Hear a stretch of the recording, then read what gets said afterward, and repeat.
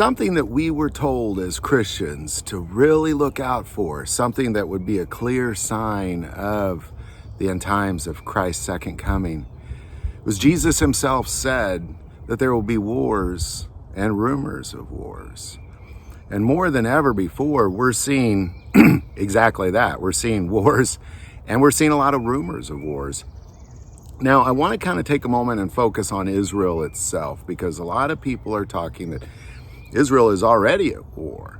And a lot of the reasons people think Israel is already at war is because what Israel is dealing with is they're obviously dealing with some situations from Syria, which is being mostly funded and prepped by Iran. And then, of course, Iran is mostly being funded and prepped by Russia and China. And then you have all sorts of other players involved in this as well. But what most in Israel would argue that is a Tuesday. That's a fairly normal thing. This is something Israel has been dealing with since they became a state. This has been an issue. They're constantly fighting off foreign adversaries in a constant state of it. So I do not believe Israel is at war. I mean, if they're at war, they've been at war for decades. You know, nothing has really changed. It's still kind of the status quo. But when people see names like Iran and Russia involved, they start to jump towards prophecy like Ezekiel 37 and 38. Now, the problem that most biblical scholars have with the Magog war from Ezekiel 38 is they can't quite place it on a timeline. They can't really say when this particular war will take place, which is essentially Russia, Iran, Ethiopia, and a few others, Libya being one of them, mentioned in the Bible. Now, a lot of them try to put it around the rapture as well. You know, if you've ever watched this channel, you know, there is nothing in the Bible that says anything about a pre-tribulation rapture. As a matter of fact, it tells us that we are meant to be a part of what's referred to as the warring of the saints. We are meant to be a part of tribulation. We are meant to pick up our cross and follow Jesus. Just like Jesus, just like the disciples, just like people all around this world right now going through tribulation, we're meant for that too. And the Bible clearly says, at the last trumpet. Jesus himself said, immediately following tribulation, I will gather my elect. Following tribulation. You know, the only time the word rapture, rapturo, even comes up in the Bible is at the last trumpet. So so they try to kind of put this war around there somewhere. And therein lies the problem. They can't place it anywhere. Now, even if you took the rapture out of the equation, because you have to, if you believe that the Bible means what it says, the last trumpet is the last trumpet. You can't interpret that any other way. After tribulation is after tribulation. You can't interpret that any other way. So if you take that out of the equation, what you have now is you have this war that still really can't be pinpointed, but it's very important that we not just make assumptions. Because the only other time that the Gog-Magog war is brought up in the Bible is in Revelation, when it talks specifically about, recommend reading all of chapter 20, after the tribulation, after Christ's return, after Jesus establishes his throne on earth, literally, where the kingdom of heaven is on earth, and Jesus is sitting on his throne in Jerusalem, and he reigns for 1,000 years.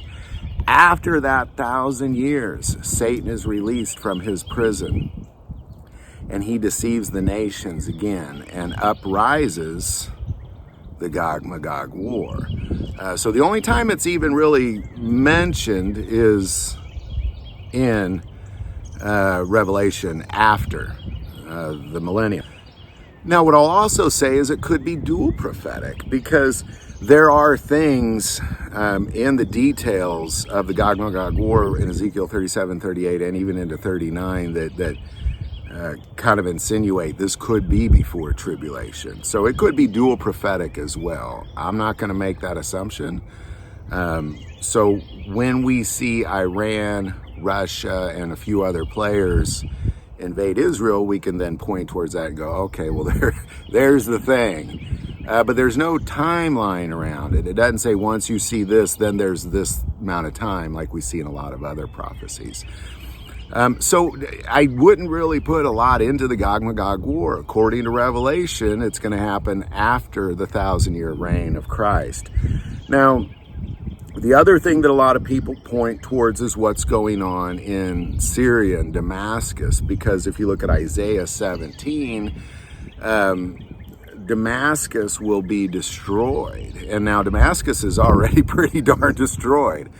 But the way they talk about it, or the way Isaiah talks about it, is it'll be uninhabitable forever, meaning nobody could ever come and habitate Damascus again. Now, the problem with what's going on with Damascus right now is that if the war ended, you could then go in and habitate Damascus. You could rebuild it, you could do those things, but it would take something like nuclear radiation, some sort of toxicity, most likely a nuclear blast in Damascus. And that would point towards some of these end time prophecies as well, based off of Isaiah 17. So I just kind of want to take a moment and say, you know, for what's going on in Israel and around Israel with all the players that are kind of got them in their scopes, so to say, it does look very biblical. It really does. You know, you look at what's going on with Russia and Iran, you kind of scratch your head and go, well, that I've seen this in the Bible before. Like, we've seen this thing happen. We could read about that thing. Then you see what's going on in Syria and Damascus, and you see that same thing. So, you know, you kind of scratch your head and, well, wait a second, is Isaiah 17 playing out, or is this Ezekiel 38 playing out? Well, until the thing actually happens, it hasn't happened. And that's where our hearts really have to be as Christians, is you can't see some things looking like it's about to happen. You have to wait for the thing to actually happen to say, well, there it is. So I don't want anybody to start throwing around, and it's really more of this rumor, is, you know, is Israel at war? Is this prophecy? Is this what's going on? Well, what's going on in Israel right now, again, is just a given Tuesday for Israel. But what's going on with the players around there appears to be a shadow of prophetic things.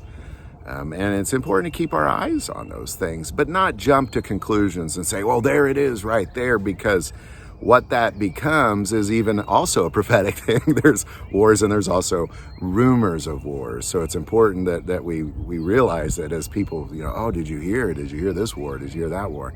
That also was prophesied about. So hope this video helps. You know, any thoughts or insight on any, definitely put it in the comments below.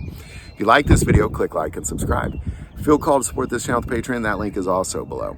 But the most important part of this channel is we take prayer requests, so please don't ever hesitate to send that in. Thank you for watching this episode of God, Family, and Guns. And as always, love God, love your family, and love guns.